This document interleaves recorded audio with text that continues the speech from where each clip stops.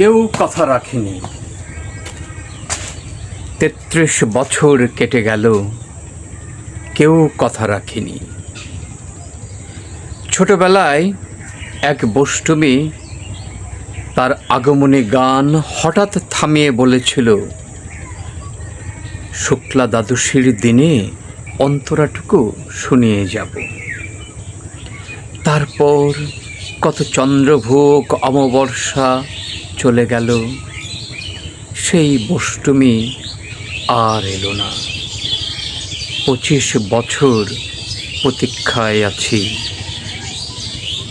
মামাবাড়ির মাঝি নাদের আলী বলেছিল, বড় হও দাদা ঠাকুর, তোমাকে 3 প্রহরের বিল দেখাতে নিয়ে যাব। সেখানে পদ্মফুলের মাথায় সাপ আর ভ্রমর খেলা করে। নাদের আলী, আমি আর কত বড় হব?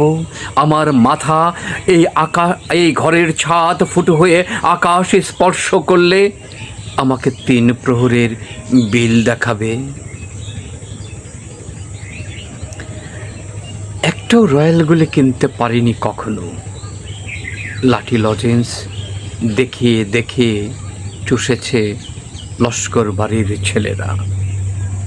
ভিখিরির মতন চৌধুরীদের গেটে দাঁড়িয়ে দেখেছি ভিতরের রাস উৎসব। অবিরল রঙের ধারার মতন সুকীর্ণ কঙ্কন পরা ফর্সা রমণীরা কত রকম আমোদে হেসেছে। আমার দিকে তারা ফিরেও চায়নি। বাবা আমার কাঁধ ছুঁয়ে বলেছিলেন, দেখিস একদিন আমরাও। বাবা এখন অন্ধ। আমাদের দেখা হয়নি কিছুই।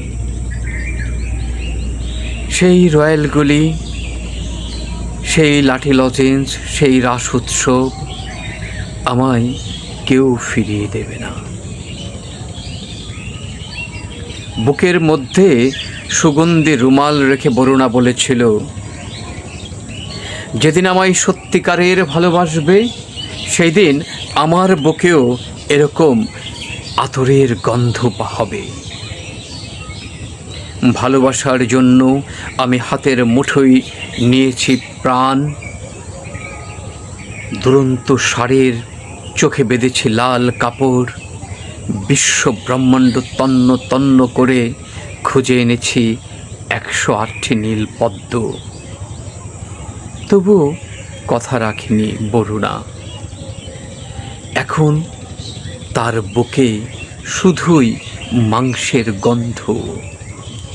সে এখন যে কোনো নারী। 33 বছর কাটল, কেউ কথা রাখে না, কেউ কথা রাখে না, কেউ কথা রাখেনি। সুনীল গঙ্গোপাধ্যায়ের বিখ্যাত কবিতা। যদি ভালো লাগে শেয়ার করে জিনিসটি ছড়িয়ে দিবেন। চ্যানেল থেকে দেখলে চ্যানেলটি সাবস্ক্রাইব করে রাখবেন।